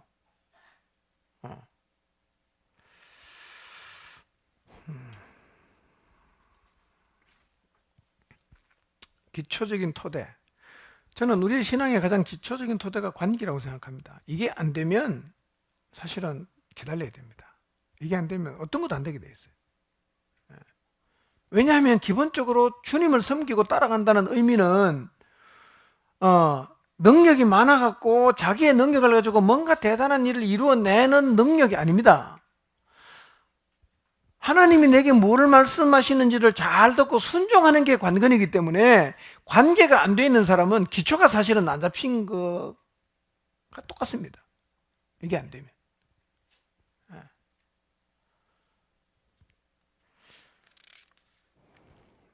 당신이 이렇게 말한 적이 있지 않습니까? 주여, 당신이 제게 위대한 임무를 맡겨주시기만 하면 제가 가진 모든 가치 있는 것을 바쳐 주님을 섬기겠습니다. 하나님 이렇게 대답합니다. 읽어봅시다. 시작. 나도 정말 그렇게 하고 싶지만 그렇게 할 수가 없어. 내가 너에게 임무를 맡긴다 해도 내가 절대로 그런 임무를 감당할 수가 없기 때문이지. 나는 내가 상처받는 것을 원하지 않아. 너는 아직 준비가 되어 있지 않아. 그럼 당신은 이렇게 대꾸할지도 모릅니다. 읽읍시다. 시작. 저는 감당할 수 있습니다. 저를 시험해 보세요.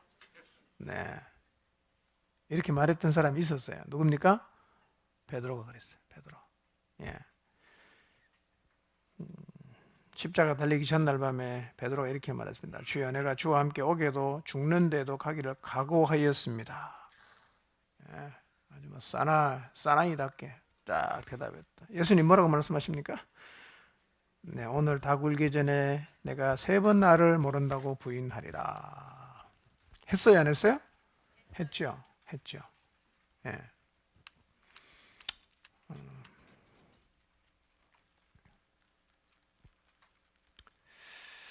준비가 되면 하나님은 부르십니다. 아멘입니까?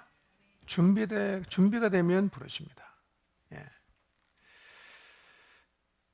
자, 내가 하나님의 나라가 이루어지기를 원하는 것하고 하나님이 하나님의 나라가 이 땅에 이루어지는 것을 원하는 그 원함이 내가 가진 게 클까요? 하나님이 더 클까요? 그렇죠? 그러면 그 하나님의 나라가 이 땅에서 이루어지려는 열망을 더 많이 갖고 계신 하나님이 안 시키면 이유가 있을까요? 없을까요? 있죠. 예. 자, 그러면 하나님께서 당신이 원하는 종류의 사명을 주지 않을 때 어떻게 반응해야 됩니까? 1번 화를 낸다. 2번 교회를 떠난다. 뭐 그런 겁니까? 나를 돌아보고 하나님의 때를 기다려야 됩니다. 그 전에 뭐부터 해야 된다? 기초적인 토대를 세우는 일부터 해야 됩니다.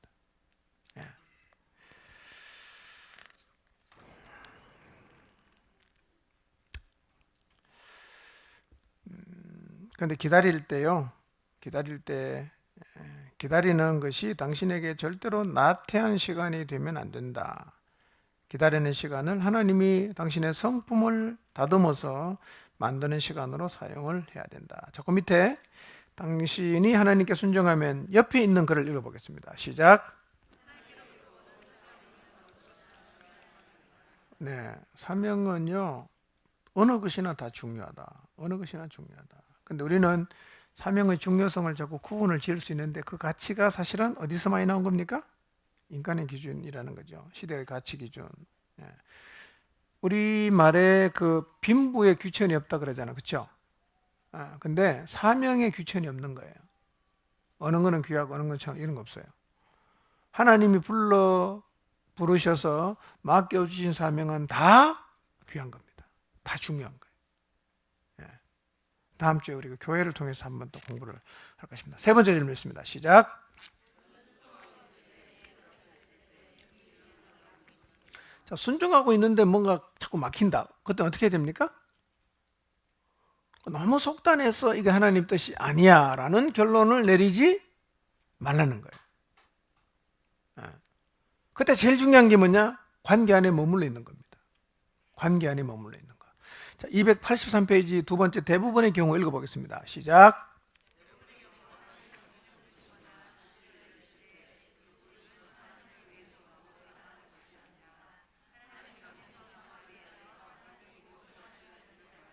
됐어요. 아주 중요한 얘기입니다. 꼭 기억하셔야 됩니다.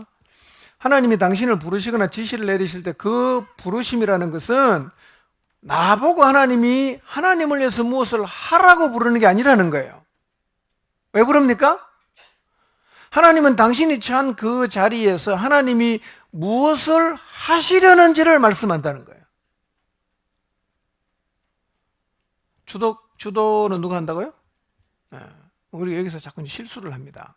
내가 자꾸 하려고 하는데요. 하나님은 나보고 뭘 하라고 부르는 게 아니라 하나님이 뭘 하려는지 가르쳐 주려고 부르는 거예요. 자, 예를 들어서 바울이 이방인에게 복음을 바울을 통해서 이방인들에게 복음을 전파하시겠다고 바울에게 말씀하셨어요. 자, 이방인들을 바울이 찾아갑니까? 하나님이 찾아갑니까? 하나님이 찾아갑니다. 바울은 뭐 하는 거죠? 순종하는 거예요. 근데 가다 보니까 길이 막혔다는 거예요. 길이 막혔다. 자, 길이 막혔는데 하나님의 원래 계획이 뭐죠? 바울에게 시킨 그 일이 뭐죠? 이방인을 찾아가는 거였다는 거예요. 그러면 바울이 지금 기회의 문이 닫혀 있다고 생각하는데 사실은 닫힌 겁니까? 갈 데가 너무 많은 거예요. 하나님은 뭐를 말씀하시는 거죠? 방향을 틀어라 이렇게 말씀하시는 거예요. 왜냐하면 하나님은 아시아 지역에만 복음을 전하라고 부른 게 아니라 어디 가라고 불렀다고요? 이방인에게 가라고 불렀다는 거예요. 근데 이방인에게 가는데 길이 막혔다. 그때는 하나님이 어떻게 하는 겁니까? 보니까 너 트로아에 가 있어라. 그럼 내가 어디로 갈지 가르쳐 줄게. 그리고 가라고 하신 이방인 지역이 어디였습니까? 마게도니아라. 첫 성이 빌립보였단 말이에요. 그러니까 이 바울이 복음을 들고 간 여정이 바울의 계획입니까? 하나님의 계획입니까? 하나님의 계획이라는 거예요. 하나님의 계획. 그래서 내가 하나님을 열심히 따라가고 있는데 기회의 문이 닫히는 것처럼 보이면 어떻게 해야 됩니까? 말씀하신 하나님께로 다시 돌아가야 됩니다. 283페이지 밑에서 세 번째 문단. 당신이 하나님을 쫓기 시작했는데 읽겠습니다. 시작. 환경의 기회물을 닫는 것처럼 보이면 주님께로 돌아가서 하나님이 무슨 말씀을 하시는지를 명확히 하십시오. 그 다음 두 분 밑에 하나님은 대개 시작. 하나님은 대개 당신을 어떤 사역으로 부르시지 않고 관계성으로 부른다. 계속 읽어봅시다. 그 관계성을 통해서 하나님은 당신의 인생을 통해서 무엇인가를 하실 것입니다. 당신이 어떤 한 방향으로 나아가기 시작했는데 모든 것이 막히면 하나님께로 다시 돌아가서 그분이 뭐라고 말씀하셨는지를 명확하게 해라. 막히면 어떻게 해라? 때려치우지 말고 하나님께로 다시 돌아가라는 겁니다. 돌아가라.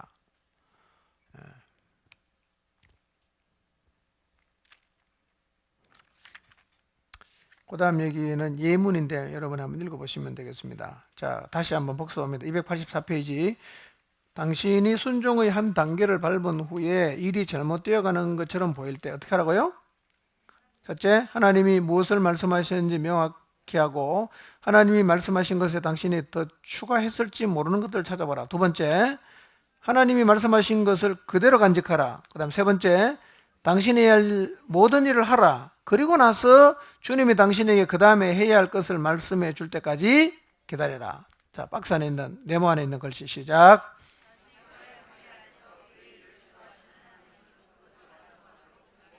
네, 그분이 어떻게 한다? 보장한다. 막히면 어디로 돌아가라? 관계로 돌아가라. 하나님께로 돌아가라. 예, 그 얘기입니다. 자, 그 다음에 마지막 아니네. 하나 더 맞네. 자, 질문 읽겠습니다. 시작.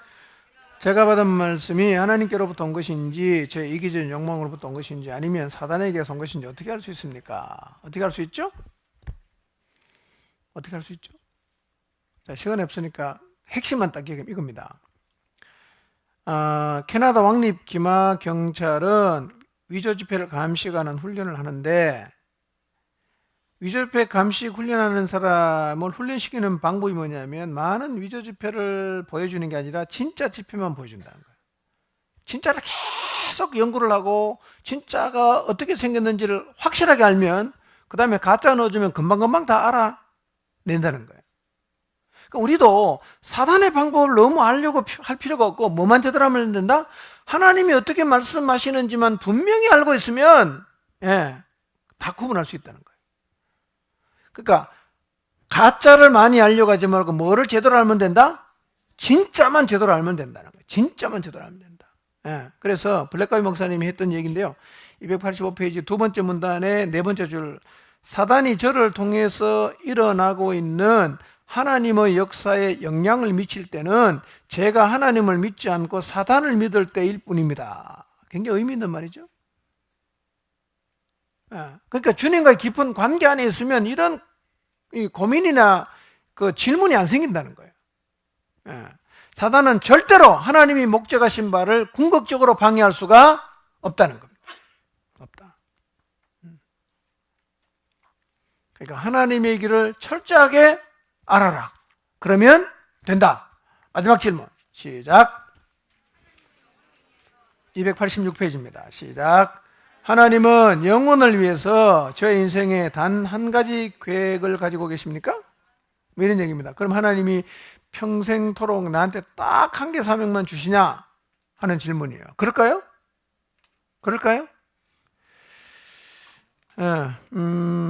하나님은 대개 당신에게 한 번에 끝나는 임무를 주지 아니하시고 당신을 영원히 거기에 두지도 않으십니다. 물론 당신은 오랜 시간 동안 한 곳의 한 임무에 머물러 있을 수 있습니다. 그러나 하나님이 주시는 사명은 매일매일 당신에게 옵니다. 그 다음 문단 세 번째 줄 당신이 시작. 당신이 하나님을 주인으로 모시고 어딘지 모르시나요? 286페이지 세 번째 문단 세 번째 줄 당신이 시작.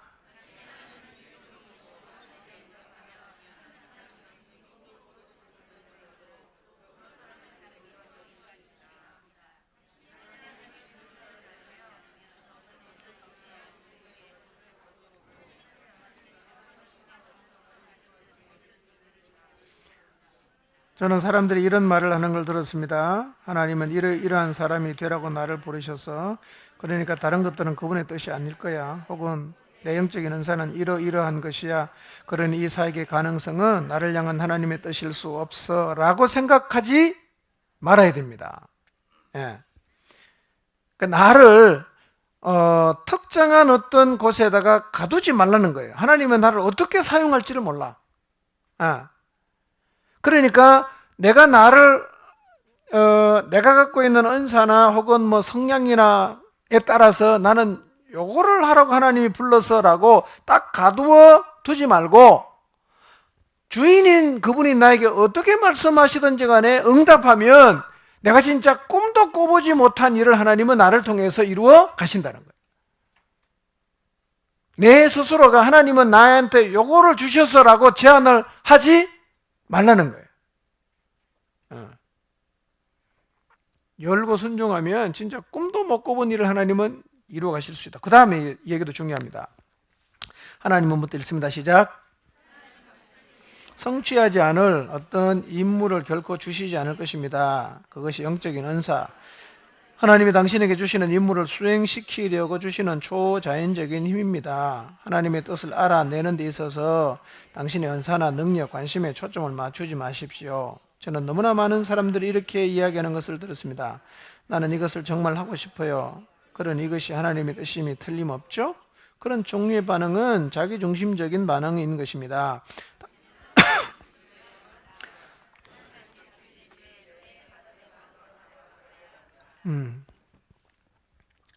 그러니까 하나님의 뜻을 아는데 뭐를 초점 맞추지 말라고요? 내가 갖고 있는 은사나 능력이나 관심사에 초점을 맞추지 말라는 거예요. 나는 이런 일에 관심이 있으니까 이거 하는 게 하나님의 뜻일 거다 라고 말하는 것은 누가 중심이다? 자기가 중심이라는 거예요. 내가 어떤 성향의 사람이든 어떤 은사를 갖고 있든 어떤 능력을 갖고 있든지 간에 하나님은 그것하고 상관이 없이 나에게 말씀하실 수가 있단 말이에요. 그러니 내가 가지고 있는 은사나 능력이나 관심사에 초점을 맞춰서 하나님은 나를 요 방향으로 쓰실 거야 라고 그렇게 생각하지 말라는 거예요. 어떤 방법으로 쓸지 몰라. 제한시키지 말라는 것입니다. 그래서 하나님이 정말 내 주인이라고 하면 이런 반응을 보이라. 읽어봅시다. 287페이지 박스 안에 있는 거. 시작.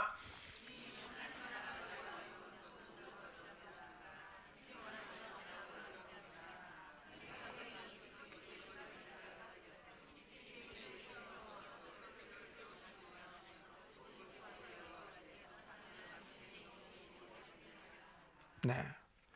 요 박스 안에 있는 글을 가지고 오늘 한번 기도를 해보시기 바랍니다. 진실되게. 주님, 하나님의 나라가 요구하는 것은 무엇이라도 하겠습니다. 주님이 원하시면 어디라도 가겠습니다. 환경이 어떻든지 기꺼이 주님을 따르겠습니다. 주님이 제 인생을 통해서 어떤 필요를 채우시기 원하시면 무엇이든지 요구하세요. 저는 당신의 종인이 무엇이든지 하겠습니다 라고 대답을 하라는 것입니다. 결론입니다. 하나님의 계획은 어디에 있다? 일에 있는 게 아니라 관계성에 있다. 관계성. 그러니까 주님과의 관계 안에서 뭐를 들어야 됩니까? 우리를 향해서 초청하시고 말씀하시는 주님의 음성을 듣고 부르시는 주님의 음성을 들을 수 있어야 사실은 다 의미가, 지금까지 공부한 게 의미가 있죠. 그게 안 되면 다 이론밖에 안 된다는 것입니다. 순종해야 됩니다. 자, 순종이 안 되면 두 가지 확인해야 됩니다. 뭘요? 사랑과 믿음을 확인해야 됩니다. 나는 지금 과연 순종하고 있는가? 순종하고 있는지 그렇지 않은지의 모습이 나의 뭐다? 진실된 모습입니다. 하나님을 제대로 알아갈 수 있는 방법은 오직 순종을 통해서만 알아갈 수가 있습니다. 그리고 늘 주님과의 관계 안에 살아서 내 성향과 기질과 은사와 관심사와 상관이 없이 주님이 나에게 말씀하시고 부르시면 다 응하고 순종해서 우리의 생애를 통해서도 정말 꿈도 꾸어보지 못한 일이 성취되는 그런 삶을 살아가게 되기를 바랍니다. 기도하겠습니다. 하나님 아버지, 오늘은 순종에 대해서 공부했습니다. 순종이 안 된다면 내 안에 하나님의 사랑이 없는 것이고 또 하나님을 향한 나의 믿음이 흔들리고 있다는 사실을 인정할 수 있도록 도와주옵소서. 지금 순종 앞에 나타나는 그 모습이 진실된 나의 모습임을 인식할 수 있도록 도우셔서 다시 한번 믿음과 사랑을 회복해서 순종의 자리에 서게 하시고 순종을 통해서 하나님을 알아갈 수 있게 하여 주옵소서. 예수님 이름으로 기도합니다. 아멘. 감사합니다.